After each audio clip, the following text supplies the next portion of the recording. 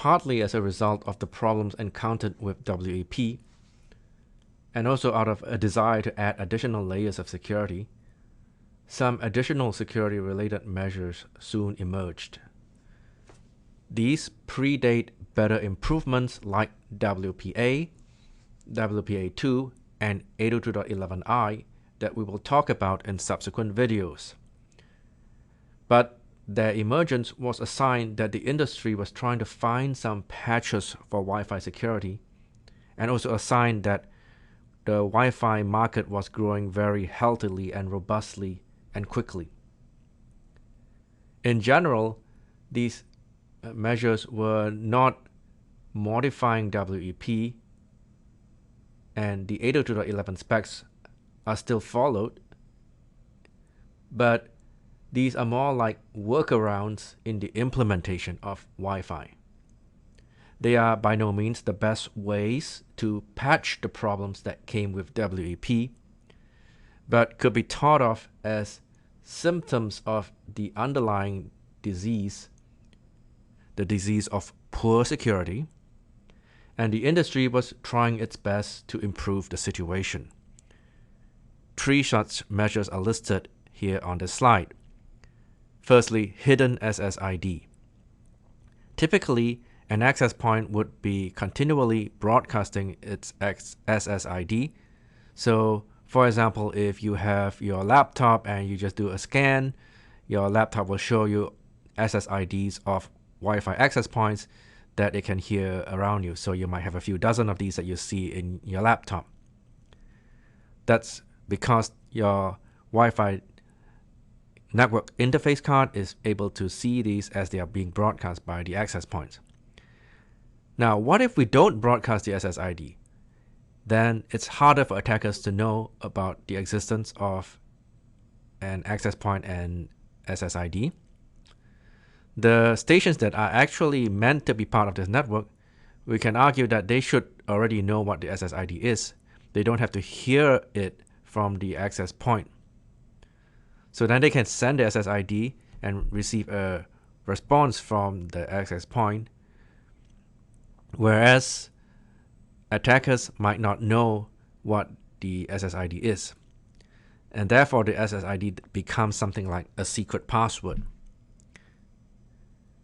However, this is not really very secure because there are other ways for attackers to find out the SSID of a Wi-Fi network, but still it's better than nothing. It does have the disadvantage though that if you want your network SSID to be visible by people using their laptops nearby, then it would not be visible. So depending on your setup, whether that's a pro or con depends. The second thing on the list here is MAC address filtering. In some of the early systems without WEP, only open systems authentication can be used. In this case, the station sends its MAC address along with its request. So the access point can check to see if this MAC address is on an approved list or on a reject list, depending on how the MAC address filtering is set up. And then it can either approve or reject this request depending on the presence of the MAC address in one of these lists. If MAC addresses were indeed unique and unchangeable, then this is certainly a good measure that will definitely work. However, it's possible to change a MAC address.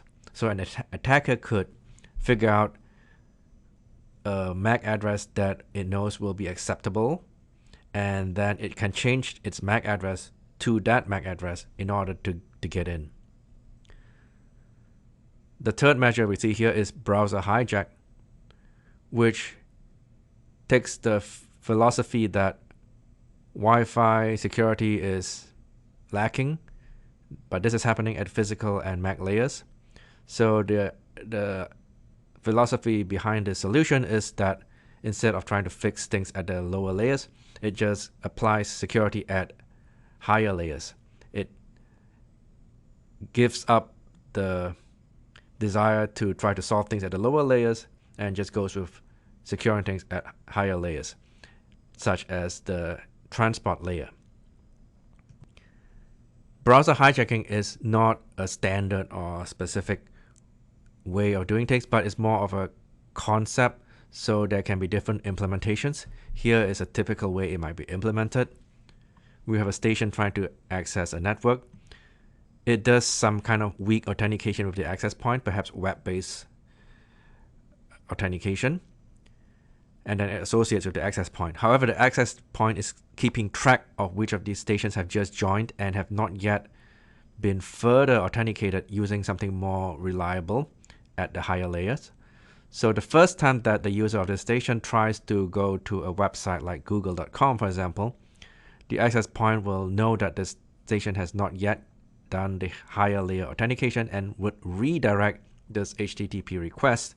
So instead of going to google.com, it goes to an access controller. So this is a key step here, and it's the reason for the name browser hijacking. You're hijacking a browser session that's meant to go somewhere else like google.com, and you're bringing it to your access controller, where you can then get the user to be authenticated, perhaps getting a user ID and password from the user. And in fact, that might be all that it needs, and then it can grant access.